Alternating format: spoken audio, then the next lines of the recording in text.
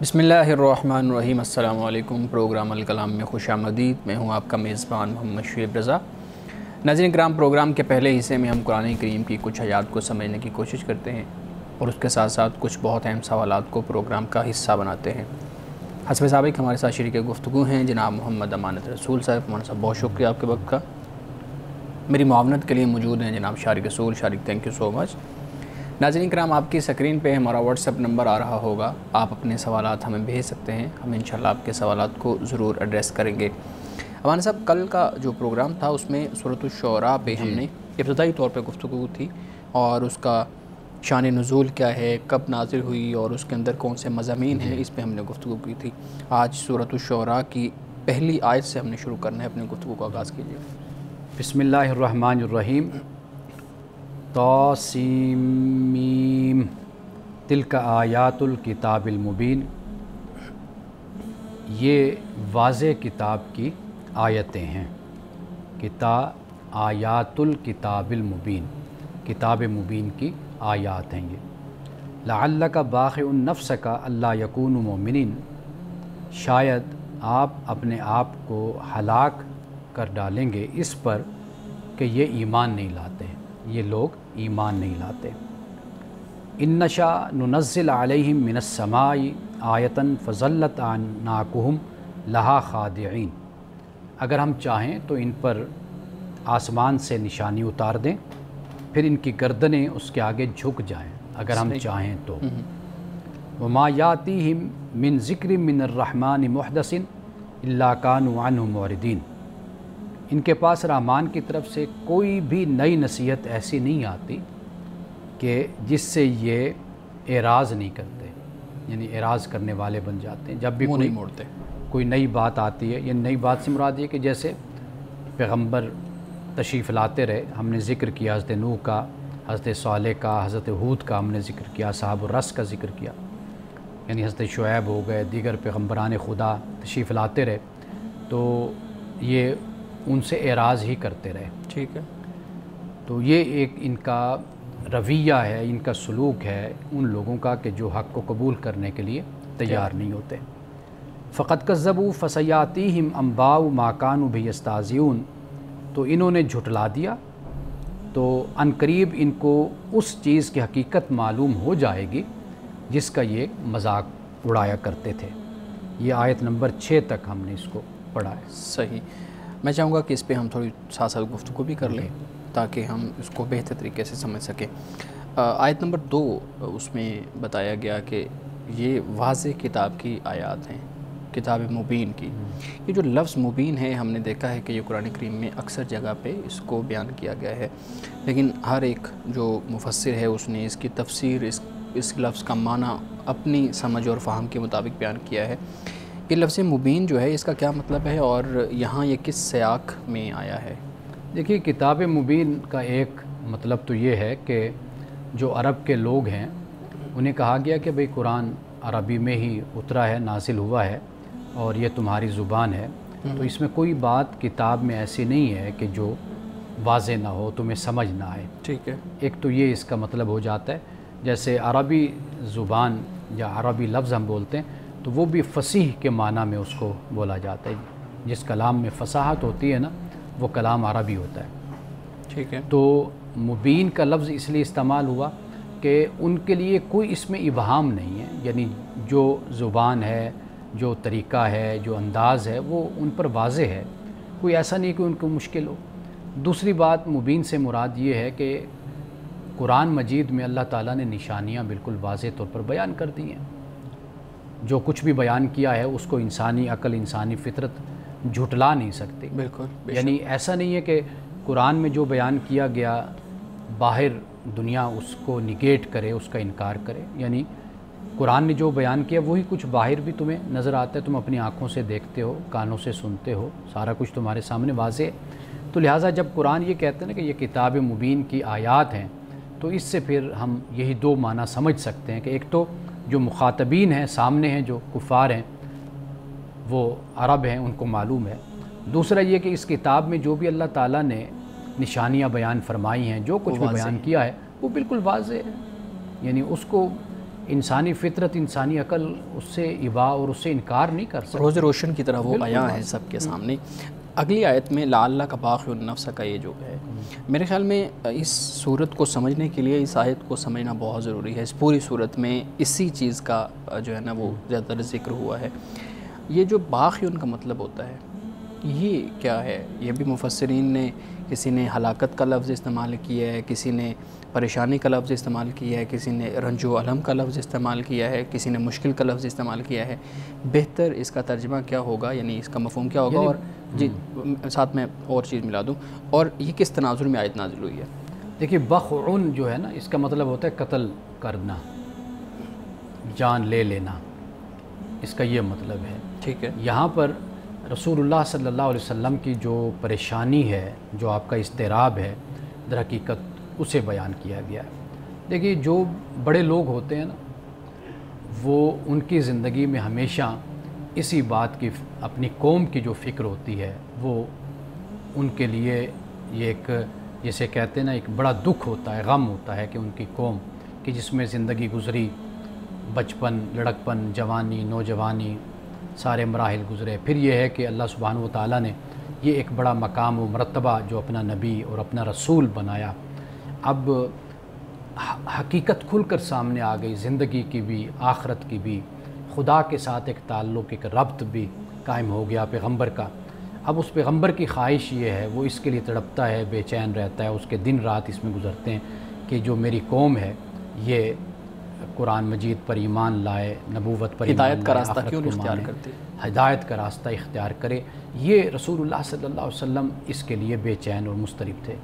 اور پھر جیسے میں نے پہلے ایک دفعہ، بلکہ گزشتہ پروگرام میں بھی اس پر ہم نے بات کی تھی، کہ آپ جب اپنی قوم کو، لوگوں کو دعوت دیتے ہیں، آپ بلاتے ہیں، تو دعوت دیتے ہیں تو اب وہ قوم متوجہ نہیں ہوتی اور آپ کے لیے تکالیف پیدا کرتی ہیں، آپ کے لیے مصائب پیدا کرتی ہے، آپ کو دکھ دیتی ہے، تکلیف دیتی ہے۔ آپ یہ سوچتے ہیں کہ شاید کوئی میری اس دعوت میں یا اس تبلیغ میں جو میں کوشش کر رہا ہوں، اس میں کوئی کمی بیشی کوئی رہ گئی ہے، تو اللہ سبحانہ و تعالیٰ نے رسول اللہ کو یہاں پر، بلکہ سورۃ الکہف میں بھی اسی طرح کی آیت ہے بیان ہوئی ہے، تو وہاں پر بھی اسی بات کو بیان کیا گیا ہے کہ بھئی کیا آپ اپنے آپ کو ہلاک کر ڈالیں گے اگر یہ لوگ ایمان نہیں لائیں گے قرآن مجید پر، آپ کی اس بات پر؟ تو یہ اللہ تعالیٰ نے آپ کی اس پریشانی کو دور کر دیا کہ اے نبی صلی اللہ علیہ وسلم، نہ تو آپ کی دعوت و تبلیغ میں کوئی کوتاہی ہے، کوئی کمی ہے، اور نہ اس پیغام میں کوئی ایسی بات ہے۔ یہ در حقیقت جو مخاطبین ہیں، یہ ان کی اپنی خرابی ہے، ان کی اپنی ضد ہے، اپنی ہٹ درمی ہے۔ جیسے انسانی تاریخ کو پڑھیے، انسان اپنے مفادات کا اسیر ہوتا ہے، اور اپنے عہدے کا، اپنے مرتبے کا، اور اپنے قبیلے کا، اور اپنے سیاسی حالات میں جیتا ہے، اپنے سماجی حالات میں جیتا ہے، تو یہ اس کے اسیر ہیں، اس لیے حق کی آواز پر یہ کان نہیں دھرتے۔ صحیح۔ آیت نمبر 4 کے اندر یہ ان نشار نزل علیہم، جب یہ آیت کا ہم پڑھتے ہیں، ترجمہ پڑھتے ہیں، سمجھنے کی کوشش کرتے ہیں، تو اس میں نشانی کی ایک تو بات ہو رہی ہے کہ اگر نشانی آئے گی تو یہ ایمان لائیں گے۔ اب یہ ہے کہ خوف کی بنیاد پہ میں سمجھنا چاہ رہا ہوں کہ اگر خوف دلا کے کسی کو قبول کروانا ہے، کوئی بات، کوئی مقصد، کوئی چیز قبول کروانی ہے، تو وہ تو وقتی ہوتی ہے، بہت تھوڑا اس کا اثر ہوتا ہے کہ ایک شخص ایک وقتی طور پہ خوف کے اندر آ کے اس چیز کو قبول کر لیتا ہے، لیکن بعد میں اس کو جھٹلا دیتا ہے۔ جو زبردستی ایمان ہے یا خوف کی بنیاد پہ ایمان ہے، وہ خدا نہیں چاہتا، لیکن ہم دیکھتے ہیں کہ قرآن کریم کے اندر اکثر جگہ پہ دوزخ سے ڈرایا گیا ہے، اکثر جگہ پہ آخرت کے عذاب سے ڈرایا گیا ہے، اکثر جگہ پہ یہ بتایا گیا ہے کہ وہ قومیں جنہوں نے خدا کو جھٹلایا ان کا انجام یہ ہوا۔ تو معترضین جو ہیں، اعتراض کرنے والے، وہ یہ اعتراض کرتے ہیں کہ جگہ جگہ پہ تو یہ چیزیں ہیں، جبکہ یہاں پہ اللہ رب العزت کہہ رہے ہیں کہ ایسا نہیں ہے کہ کسی کو خوف دلا کے یا کسی کو کوئی چیز دلا کے ہم ایمان کی طرف لے آئیں۔ کیونکہ یہاں پر تو خوف کا بالکل انکار ہو گیا نا، فرمایا کہ بھئی اگر ہم چاہتے تو یہ اگر ہم چاہیں تو پھر ہم کوئی ان پر آسمان سے کوئی آیت ہم نازل کرتے، لیکن ایسا نہیں کیا۔ فَظَلَّتْ أَعْنَاقُمْ لَهَا خَاضِعِينَ، تو پھر ان کی گردنیں جھکی رہتی ہمارے سامنے اگر آیت سامنے آتی تو جو بات ہے وہ یہ ہے کہ انجام سے باخبر کرنا یہ ڈرانا نہیں ہوتا، یہ یعنی آپ دوسرے کو خبردار کر رہے ہوتے ہیں، بتا رہے ہوتے ہیں کہ اگر آپ ایسا کریں گے تو اس کا یہ نتیجہ نکلے گا۔ یعنی مثال کے طور پر اگر کوئی بچہ نہیں پڑھ رہا تو آپ اس کو کہتے ہیں کہ بھئی آپ امتحان میں ناکام ہو جائیں گے۔ اگر کوئی اپنی ذمہ داری ڈیوٹی صحیح طریقے سے ادا نہیں کرتا، آپ اسے کہتے ہیں آپ کو نوکری سے نکال دیا جائے گا۔ اگر کوئی بے احتیاطی سے ڈرائیونگ کرتا ہے، گاڑی چلاتا ہے، آپ اسے کہتے ہیں کسی دن تم حادثے کا شکار ہو جاؤ گے۔ تو یہ تو ایک وارننگ ہے، یہ ایک تو خبردار کیا جا رہا ہے کہ بھئی آپ ایسا نہ کریں۔ تو یہاں پر اگر آپ اس کو یہ سمجھتے ہیں کہ یہ کوئی خوف کی بات ہے، تو خوف کا تو اس طرح کا کوئی عنصر یہاں پر موجود نہیں ہے۔ یہاں تو پیغمبروں کو بھی اللہ تعالیٰ نے اگر بھیجا تو فرمایا کہ ہم نے مبشر اور نذیر بنا کر ہم نے بھیجا، تو بشارت دینے والا۔ اب آخر پیغمبر جہاں ڈرا رہا ہے، وارن کر رہا ہے، خبردار کر رہا ہے، وہاں پر بشارت بھی تو پیغمبر دے ہی رہا ہے نا۔ صحیح، بالکل۔ تو بشارت بھی تو خوشخبری پھر بن جاتی ہے۔ یعنی جو لوگ خوف کونسل اس میں ڈھونڈتے ہیں، دیکھیے یہ ڈیپینڈ کرتا ہے لوگوں پر خود ہی، کہ ان کے یعنی جو اچھے لوگ ہیں ان کے لیے خوشخبری ہوتی ہے، جو اچھے نہیں ہوتے واضح بات ہے کہ ان کے لیے پھر انجام ہوتا ہے، عبرت ہوتی ہے۔ جی شارق آپ سوال کریں۔ جی ہم نے عملی زندگی میں دیکھا ہے کہ تنبیہ اس قدر کارآمد ثابت نہیں ہوتی اگر ہم چاہتے ہیں کہ لوگ اچھے کام کریں اور اچھائی پر جو ہے عمل پیرا ہوں۔ اور ہم نے یہ دیکھا ہے کہ ہمارے ہاں ہمارے معاشرے میں جب بھی خطبات ہوتے ہیں، لوگ سننے جاتے ہیں، تقاریر سنتے ہیں، اور جو بھی اچھی باتیں کی جاتی ہیں اس وقت تو وہ ہاں میں ہاں ملاتے ہیں اور سبحان اللہ واہ واہ کرتے ہیں، لیکن جب واپس اپنی عملی زندگی میں آتے ہیں تو وہی رویے ان کے واپس آ جاتے ہیں۔ تو تنبیہ بھی ہمیں یہ معلوم ہوتا ہے کہ اتنی کارآمد ثابت نہیں ہوتی۔ تو کیا طریقہ اپنایا جانا چاہیے اگر ہم چاہتے ہیں کہ معاشرہ جو ہے وہ اچھائی کی جانب گامزن ہو؟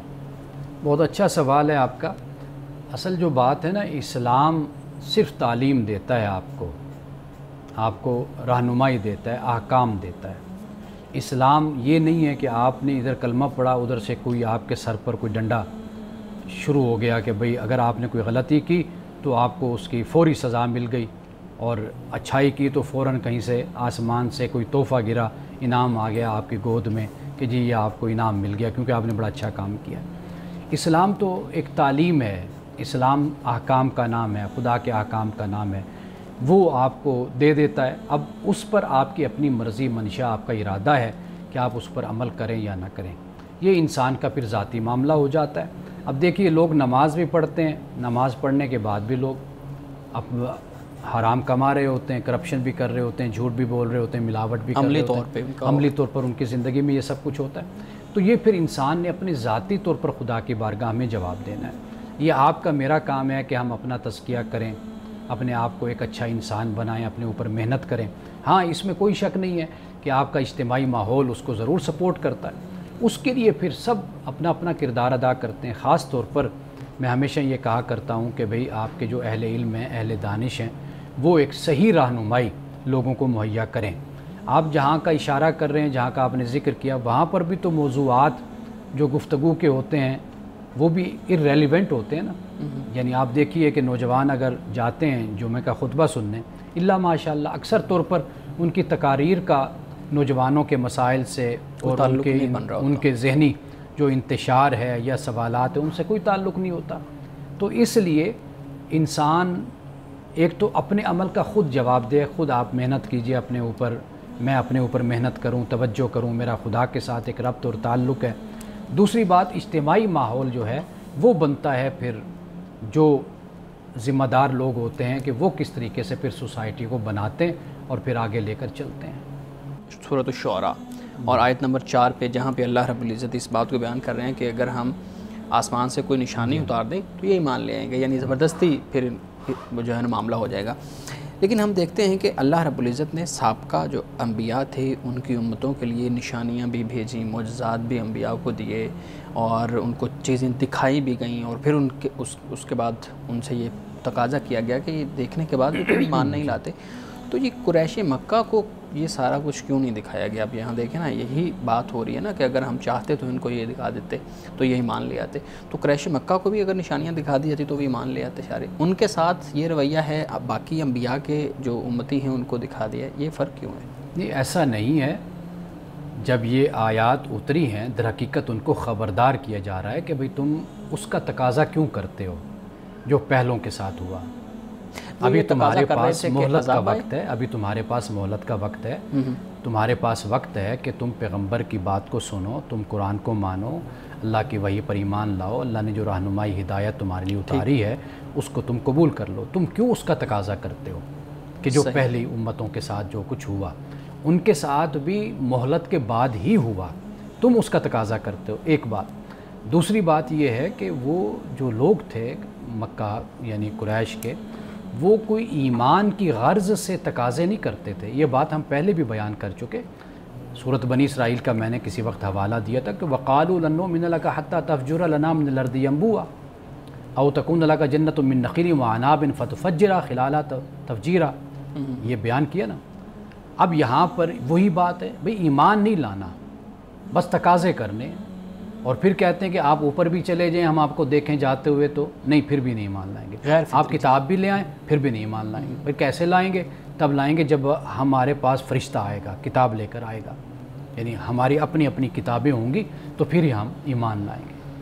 اب یہ جو تقاضے ہوتے ہیں، یہ تقاضے، یہ مطالبے صرف اس لیے ہے کہ بھئی ایمان نہیں لانا، ہم نے بس یہ ایک جسے کج بحثی کہتے ہیں، کج حجتی جس کو کہتے ہیں، یہ در حقیقت وہ انداز ہوتا ہے، قرآن پاک نے اس کا رد کیا ہے۔ باقی جہاں پر یہ معلوم ہوا کہ یہ لوگ ایمان لائیں گے، ان کو معجزہ دکھا دیا جائے، کوئی آیت دکھا دی جائے، تو وہاں پر آیت کا اہتمام کیا گیا، نشانیاں نازل ہیں، نشانیاں لائی گئی ہیں۔ تو ایسا نہیں ہے، یہ ان کو بتایا یہ جا رہا ہے بھئی تم وہ کیوں مانگتے ہو۔ انہوں نے بھی اسی طرح سوال کیا تھا، اسی طرح مطالبے اور تقاضے کیے تھے، پھر ان کو دکھایا گیا تھا، پھر عذاب اترا تھا ان پر۔ تو لہٰذا تمہارے پاس وقت ہے، ایمان لاؤ اور اپنی زندگی اللہ تعالیٰ کے دیے ہوئے دین کے مطابق بسر کرو۔ صحیح۔ جی آپ بات کر رہے ہیں ایمان لانے کے حوالے سے، تو یہ ضروری نہیں کہ کچھ بحثی کے لیے ہی یا جان بوجھ کر تقاضے کیے جائیں۔ کئی ہمارے آج کے دور میں کئی ایسے نوجوان ہیں، کئی ایسے لوگ ہیں جو مذہب کے بارے میں جاننا چاہتے ہیں، جو چاہتے ہیں کہ خدا کا اگر وجود ہے تو ثابت ہو عقلی دلیل کے ساتھ۔ تو یہ ضروری تو نہیں کہ لوگ جان بوجھ کر ہی تقاضے کریں۔ تو جو لوگ آنیسٹلی ایمانداری کے ساتھ تقاضا کرتے ہیں مذہب کے بارے میں جاننے کے لیے یا خدا کے حوالے سے، تو کیا ان کے تقاضے کو غلط مانا جائے یا ان کو کیسے ڈیل کیا جائے؟ دیکھیے جو بات آپ کہہ رہے ہیں یہ اس سے میں 100% متفق ہوں کہ آج کا جو نوجوان ہے، آج کا کوئی بھی شخص ہے، آپ اس منصب پر نہیں ہے کہ آپ اس پر کوئی فتویٰ لگائیں یا آپ اس کو کچھ قرار دے دیں، جس طرح ہمارے ہاں قرار دے دیا جاتا ہے تشکیکی ذہن رکھنے والوں کو، یعنی کوئی بھی ہے۔ تو میں بحیثیت ایک مسلمان ہونے کے، ایک طالب علم ہونے کے ناطے، میں کبھی بھی یہ حق نہیں سمجھتا کہ میرے پاس ہے یا کسی کے پاس ہے۔ میں یہ سمجھتا ہوں کہ جتنا میرا علم ہے، جتنا میرا نالج ہے، میں اس کے مطابق آنے والے کے سوال کا جواب دے دوں، اپنی طرف سے جو میں خیال درست سمجھتا ہوں جو بات، وہ میں اس کے سامنے رکھ دوں۔ ہم جو بات کر رہے ہیں یہ بالکل اس سے مختلف بات ہو رہی ہے، یہ خدا کی بات ہے۔ خدا جو آنے والے ہیں، مطالبہ کرنے والے ہیں، تقاضا کرنے والے، ایک تو ان کی پوری ہسٹری ہے ماضی کی، ان کے ساتھی ایمان لا چکے ہیں، ان کے دوست ایمان لا چکے ہیں، ان کے کلیگ ایمان لا چکے ہیں، لیکن وہ کیوں نہیں لا رہے ایمان؟ وجہ کیا ہے؟ وجہ یہی ہے کہ بھئی وہی تقاضا، مطالبہ، وہی بحث و مباحثہ اور وہی مخالفت برائے مخالفت، یعنی وہ جسے کہتے ہیں نا کہ ٹھٹھا مذاق انداز۔ قرآن پاک نے آگے جا کر یہاں پر اسی بات کو اگلی آیت میں بیان کیا، بلکہ ہم پڑھ چکے ہیں اس آیت کو، آیت نمبر 6 کو، کہ یستہزئون، کہ یہ مذاق اڑاتے ہیں۔ تو ان کا یہ رویہ، اس بنیاد پر یہ کہا گیا۔ ورنہ جن لوگوں نے سوال کیے، آپ دیکھیے قرآن نے ان کے سوالوں کے جواب بھی تو دیے ہیں، جیسے روح کے بارے میں پوچھا، ذوالقرنین کے بارے میں پوچھا، جیسے حضرت موسیٰ علیہ السلام اور دیگر جو اپنا اصحاب کہف کے بارے میں پوچھا، حضرت یوسف علیہ السلام کے بارے میں سوال کیا، سورۃ یوسف اتری، ایسا نہیں ہے، سوالوں کے جواب دیے گئے ہیں، لیکن یہ ایک خاص طبقہ، ایک خاص مینٹیلٹی، ایک خاص ایٹیچیوڈ رکھنے والے لوگ ہیں کہ جو ایمان کے لیے کچھ نہیں کرتے، بس ستانے کے لیے، تنگ کرنے کے لیے، مذاق اڑانے کے لیے، استہزاء کرنے، تمسخر کے لیے یہ سارا کچھ کرتے ہیں۔ تو باقی جہاں تک آپ بیٹا بات کر رہے ہیں اس سے میں 100% متفق ہوں کہ ہمیں آج کے نوجوان کے ساتھ بالکل ایسا رویہ نہیں اختیار کرنا چاہیے کہ ہم اس کو اپنا مخالف سمجھیں اور یہ سمجھیں کہ شاید یہ ماننا نہیں چاہتا، ایسا نہیں ہے۔ جو آتا ہے بے شک مانے نہ مانے، ہمارا یہ منصب ہی نہیں ہے کہ ہم فیصلہ کریں، ججمنٹل ہو۔ ہمارا کام یہ ہے کہ جو آتا ہے، جو پوچھتا ہے، ہم اپنی ہمت کے مطابق اس کو جو سوال وہ دل میں لے کے یا ذہن میں لے کے اسی کو ہم ایڈریس کرتے ہیں۔ بالکل باقی کسی کی نیت پر، ذات پر حملے کرنا، ذاتیات پہ اتر جانا، یہ طریقہ ٹھیک نہیں ہے۔ صحیح۔ ہمارے صاحب آیت نمبر 4 پہ ہی ایک میرا سوال ہے، میں جب اس کو پڑھ رہا تھا تو میرے سامنے ایک اعتراض آیا اسی سے متعلق ہی۔ اور وہی بات جو ہم کر رہے ہیں. اعتراض یہ تھا کہ سورہ انعام میں اللہ رب العزت فرماتے ہیں کہ اگر ہم ان پر فرشتوں کو نازل کر دیتے یا ان کی بات مردوں سے کروا دیتے تو پھر بھی وہ ایمان نہ لاتے یا وہ ایمان نہیں لائیں گے. مگر یہاں پہ سورۃ الشعراء کے اندر یہ بتایا گیا ہے کہ اگر ہم آسمان سے ان کے لیے کوئی نشانی نازل کر دیں تو ان کی گردنیں جھکی رہ جائیں گی. اب وہاں پہ یہ ہے کہ جو مرضی کر لیں وہ ایمان نہیں لائیں گے. یہاں پہ یہ ہے کہ ہم ایک نشانی بھیج دیں تو یہ جو ہے نا وہ ان کی گردنیں جھک جائیں گی. تو لکھا ہوا تھا کہ یہ تو اعتراض وہ جو ہے نا وہ فرق ہے اس کے درمیان، اس آیت میں اور اس آیت میں پورا تضاد ہے. دونوں آیتیں اپنی اپنی جگہ پر رکھ کر آپ اس کو سمجھیں. یعنی وہاں پر ان کے انتہا کی ان کی ضد اور ہٹ درمی کو بیان کر دیا گیا ہے. ٹھیک. یعنی اس طرح کے ہٹ درمی کے اتر بھی آئے نا سارا کچھ زمین پر، انہوں نے پھر بھی ایمان نہیں لانا ہے. یعنی یہ جو چیز کو بیان کیا جا رہا ہے، فطرت کہہ لیں، یہ جو دلائل مانگ رہے ہیں، آیتیں مانگ رہے ہیں، معجزات مانگ رہے ہیں، یا یہ تقاضا کر رہے ہیں کچھ اتر آئے تو ہم مان لیں گے، تو انہوں نے نہیں مانا. یہ صرف وقت گزاری کے لیے یہ باتیں ساری کرتے ہیں. یہاں پر اس حقیقت کو بیان کر دیا گیا کہ جبر نہیں ہے ہمارے ہاں. یعنی ہم زبردستی اگر ہم آیتیں اتار دیتے تو یہ جھک جاتے، آگے ان کے سر جھک جاتے، لیکن ہم نے ایسا کرنا نہیں ہے. کیوں؟ یہ انسان کے اختیار اور ارادے کے خلاف ہے. ہم چاہتے ہیں کہ انسان جس انجام کو پہنچے اپنی مرضی، اپنے ارادے اور اختیار سے پہنچے.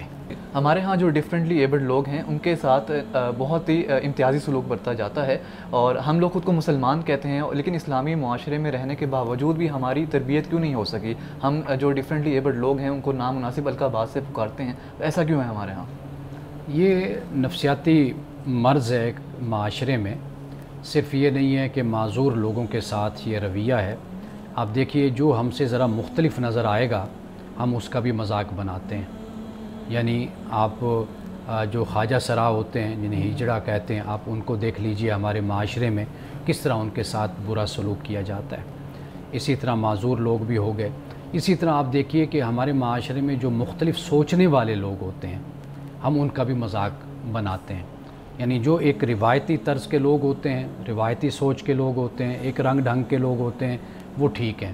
لیکن ذرا کوئی مختلف ہوگا، وہ ذہین ہوتا ہے، وہ سمجھدار ہوتا ہے، وہ ذرا فکری حوالے سے ذرا اس کا سٹیٹس بلند ہوتا ہے، ذہنی حالت اور معیار ہوتا ہے اس کا، ہم اس کا بھی مذاق اڑاتے ہیں. تو بدقسمتی سے ہمارے معاشرے میں یہ ایک رویہ عام طور پر پایا جاتا ہے.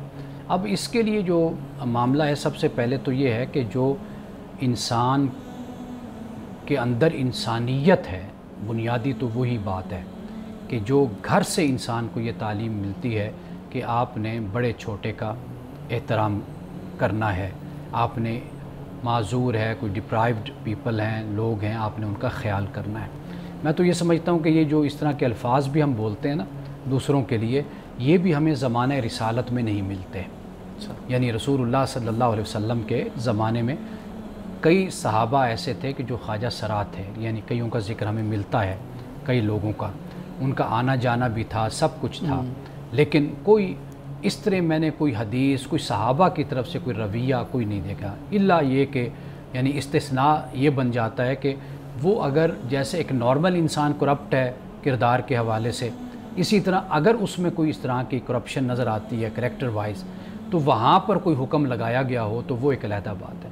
لیکن باقی اس کے علاوہ کوئی معذور ہیں، کوئی اپاہج ہیں، کوئی بھی ہیں، ان کو بالکل برابری کے ساتھ اور اچھے طریقے سے ان کے ساتھ ٹریٹ کیا جاتا تھا جیسے سب لوگوں کو کیا جاتا ہے.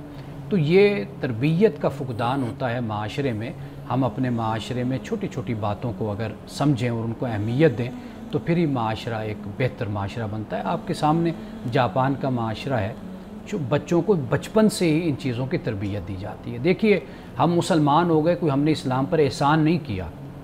عرابی بھی تھے، بدو بھی تھے، وہ بھی اپنے آپ کو مسلمان کہتے تھے. قرآن نے کہا کہ تم مسلمان اپنے آپ کو کہہ سکتے ہو مسلم، لیکن تم اپنے آپ کو مومن نہیں کہہ سکتے. تو لہٰذا ہم مسلم ہیں، لیکن بات یہ ہے کہ اسلام کوئی زبردستی تو ہم پر کچھ خدا نافذ نہیں کرے گا نا. تو ہم نے اپنے اوپر، اپنے گھروں پر، اپنے معاشرے پر، اپنے سماج پر محنت کرنی ہے، توجہ کرنی ہے، کام کرنا ہے، اپنے رویوں کو بہتر کرنا ہے، پھر ہی یہ چیزیں سدھرتی چلی جائیں گی. بلکہ میرے ذہن میں ایک چیز آ رہی ہے، حضرت ام مکتوم کے بارے میں رسول اللہ صلی اللہ علیہ وآلہ وسلم میں ایک روایت پڑھ رہا تھا جب یہ چیزیں ڈسکس کر رہا تھا. تو جو آبا سوا تولا والی وہ جو صورت کی ابتدائی آیات ہیں، وہ ایک مفسر نے شان نزول یہ لکھا ہوا تھا کہ حضرت ام مکتوم کے بارے میں یہ ہے کہ رسول اللہ صلی اللہ علیہ وآلہ وسلم وہ چونکہ نبی نہ تھے تو رسول اللہ صلی اللہ علیہ وسلم سے عدم توجہی کے معاملہ ہو گیا تو آپ کسی دوسری طرف متوجہ ہو گئے، تو پھر یہ آیت نازل ہوئی کہ آپ اس کی طرف متوجہ ہو جائیں۔ اگر میں غلط ہوں تو اس پہ آپ گائیڈ کیجیے گا۔ دیکھیے، اس کے شان نزول اور اس مقام پر میرا شدید اختلاف ہے، ٹھیک ہے، اور کبھی موقع ہوگا تو ہم اس پر تفصیل سے بات کریں گے ان آیات پر کہ کس طریقے سے انہیں رسول اللہ صلی اللہ علیہ وسلم کی طرف منسوب کر دیا گیا، جبکہ یہاں پر بالکل عموم کے ساتھ بات کی گئی ہے، جو ایک تمثیلی انداز ہوتا ہے اس انداز سے ایک بات یہاں پر بیان کی گئی ہے۔ تو یہ پھر کسی وقت ہم اس پر تفصیل سے بات کریں گے، لیکن بہرحال اس کی ضرور اہمیت ہے اس بات کی کہ کوئی نابینا ہے، کوئی ٹانگوں سے معذور ہے، کوئی ہاتھ سے ہے، کوئی کسی حوالے سے بھی ہے، لیکن ہم دیکھتے ہیں کہ صحابہ کے زمانے میں بڑے بڑے عالم، بڑے بڑے فقیہ، بڑے بڑے محدث، یعنی میں آپ کو اس وقت میرے ذہن میں نام نہیں آ رہے کہ بہت سے نابینا تھے کہ جو بڑے محدث بنے، بڑے مفسر بنے۔ تو لہٰذا اس طرح کا اسلامی معاشرے میں، اس طرح کے پہلے معاشرے میں ہمیں کوئی تفریق نظر نہیں آتی۔ لوگوں کو اپنی صلاحیتیں اور اپنی اہلیتیں، قابلیتیں کھل کر دکھانے کا ان کو موقع دیا گیا اور انہوں نے کام کیا، کسی کو دبایا نہیں گیا، سپریس نہیں کیا گیا، کسی کا استحصال نہیں تھا۔ لوگ غلام تھے، لونڈیاں تھیں، دوسرے طبقات تھے، ان میں آپ کو بڑے بڑے فقیہ، بڑے بڑے محدث، بڑے بڑے عالم آپ کو اس دور میں، شروع دور میں آپ کو نظر آتے ہیں۔ اس کی وجہ یہی تھی کہ برابری اور مساوات کا ماحول تھا۔ لیکن جن لوگوں نے، جن کی ذمہ داری ہے تربیت کرنا، ہمارے والدین، ہمارے اساتذہ، ہم دیکھتے ہیں کہ وہی لوگ اکثر ڈسکرمنیٹ کرتے ہوئے نظر آتے ہیں، کیونکہ جب وہ بچوں کی تربیت کرتے ہیں، بچوں کو سکھاتے ہیں کہ بیٹا اگر آپ پڑھو گے، لکھو گے تو آپ کی زندگی بہترین ہوگی، لیکن اگر نہیں پڑھو گے تو آپ چھوٹی موٹی مزدوریاں، محنت مزدوریاں کرو گے۔ تو ایک تو یہ معاشرتی ناکامی ہے ہماری کہ ہمارے ہاں ایسے پروفیشنز موجود ہیں جہاں پر لوگوں کو ان کی محنت کے مطابق تنخواہ نہیں ملتی، لیکن دوسری جانب ہم ان کی زندگی کو اور ان کو تذلیل کا نشانہ بناتے ہیں اور ان کے کاموں کو اور ان کو ہم عبرتناک اور عبرت کی مثال پیش کرتے ہیں، بطور عبرت پیش کرتے ہیں۔ تو کیا یہ رویہ تضحیک میں شمار ہوگا یا پھر یہ عملیت پسندی ہے، پریکٹیکلٹی ہے؟ یہ بہت خطرناک رویہ ہے۔ آپ علم کو محدود کر دیتے ہیں، خاص چیز لیبلائز کر دیتے ہیں، ہاں، یعنی خاص دائرے میں آپ لے آتے ہیں۔ وہ استاد کے ذہن میں جو علم کا اور تعلیم کا تصور ہے وہ یہی ہے کہ میں جو استاد بن گیا ہوں تو لہٰذا سارے استاد بن جائیں، تو پھر وہ علم والے، وہ تعلیم یافتہ تب کہلائیں گے۔ تو یہ بالکل غلط رویہ ہے۔ ایک شخص جو ٹیکنیکل ایجوکیشن رکھتا ہے وہ بھی تعلیم یافتہ ہے، یہ بھی بہت بڑا علم ہے۔ علم کی تعریف ہی رسول اللہ صلی اللہ علیہ وسلم جو دعا فرمایا کرتے تھے اللہ کی بارگاہ میں، وہ دعا یہی ہوتی تھی کہ یا اللہ علم نافع عطا فرما، علم نافع، نفع دینے والا۔ اب دیکھیے، ایک وہ شخص کے جو بڑا علم لے کر بیٹھا ہوا ہے، تعلیم یافتہ کہلاتا ہے، وہ اٹھ کر پانی پینے کے لیے بھی تیار نہیں ہوتا۔ اس کے ذہن میں یہ فطور ہوتا ہے میں تعلیم یافتہ ہوں۔ میں نے خود دیکھا ہے مذہبی لوگوں کو بھی جو جامعات سے تعلیم لیتے ہیں، عالم بن جاتے ہیں، وہ اپنی اس بات کو توہین سمجھتے ہیں کہ اٹھ کر وہ پانی پی لیں یا کوئی کام کر لیں، دوسرے کو آواز دے کے کہیں گے یہ کام کرو۔ تو ایسی تعلیم کا کیا فائدہ کہ جس سے آپ کی شخصیت، آپ کا کردار نہیں بنتا، اخلاق آپ کا بہتر نہیں ہوتا۔ تو علم اصل میں وہی ہوتا ہے کہ جو نفع دینے والا ہوتا ہے۔ آج آپ جدھر بھی جائیں گے، دنیا اتنی وسیع ہو گئی، اب اتنی ورائٹی آ گئی اور اتنا تنوع آ گیا ہے اس دنیا میں، تو لہٰذا جو شخص جہاں پر بیٹھا انسانیت کو فائدہ پہنچا رہا ہے، کام کر رہا ہے، وہ صاحب علم ہے، اس کے پاس علم ہے۔ یہ جو اس طرح ہم محدود کر دیتے ہیں، یہ بہت ہم نقصان کرتے ہیں اپنے معاشرے کا۔ اسی لیے لوگ پھر اس طرف دوڑتے ہیں جہاں پر دیکھتے ہیں عزت ملتی ہے، مرتبہ ملتا ہے، اس طرف نہیں آتے کہ جہاں پر وہ دیکھتے ہیں کہ جی ہمیں یہاں پر عزت نہیں مل رہی۔ یا اہل جو پیشہ افراد ہیں وہ توہین سمجھتے ہیں کہ وہ کوئی چیز خود پکڑ کے کھا لیں یا کچھ اپنا کام خود کر لیں، لیکن ہم نے دیکھا ہے کہ کچھ نظم بھی تو ہوتا ہے نا، کہ ایک آپ کسی آفس میں ہیں کہ اس کا پورا نظم ہے، پوری ترتیب بتائی گئی ہے کہ کون کیا کام کرے گا اور پھر ہر ایک کی ڈیوٹیاں لگی ہوئی ہیں۔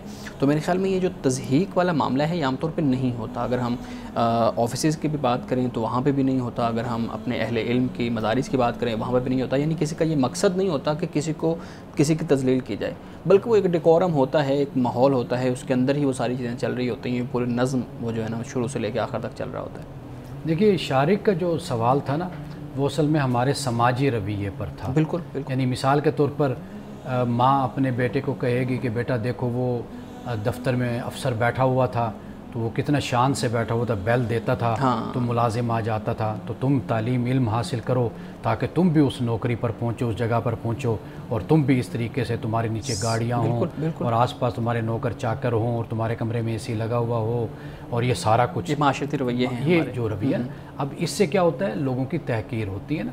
तरीका ये है कि भाई काम कोई भी इंसान की इज़्ज़त के ख़िलाफ़ नहीं है, कोई भी ओहदा, कोई भी इल्म का शोबा, कोई चीज़ भी।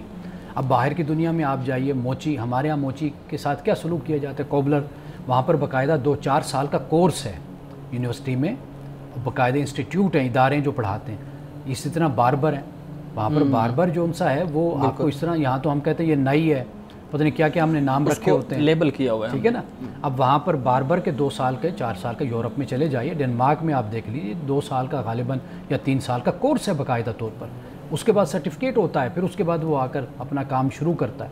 अब लोग मोची के पास, कोबलर के पास वहाँ नहीं जाते, कहते इससे अच्छा नई जूता ले लें आप, क्योंकि वो अच्छा उसका नखरा है, समझते हैं कि ये हम इसको वो जो है ना वो सही करवाएंगे, ठीक करवाएंगे, ये भी हमारी तस्लील है। हाँ, अब आप देखिए कि हमारे यहाँ ये रुझान बढ़ रहा है जो सैलून वगैरह के और इस तरह करके, ये चीज़ बहुत पहले से वहाँ पर यूरोप में मौजूद है।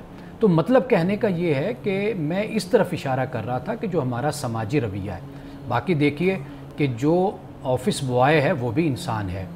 मैं तो हमेशा तुम करके, तू करके मैं नहीं बोलता, सीधी सी बात है, बड़ा हो छोटा हो, अपना बेटा हो कोई हो, मैं तो आप करके बात करता हूँ, और ये तरीका सलीका हम सबको सीखना भी चाहिए। और फिर ये है कि जो जिस जॉब पर है उसकी एक इज़्ज़त है, एक उसका मैनर है, एटिकेट्स हैं, उसको ज़रूर बस पेश नज़र रखा जाए, ये इसमें कोई हर्ज नहीं है। बाकी हर किसी की अपनी जॉब है, मुलाजमत है, नौकरी है, उसने उसको सर अंजाम देना है। सही जी।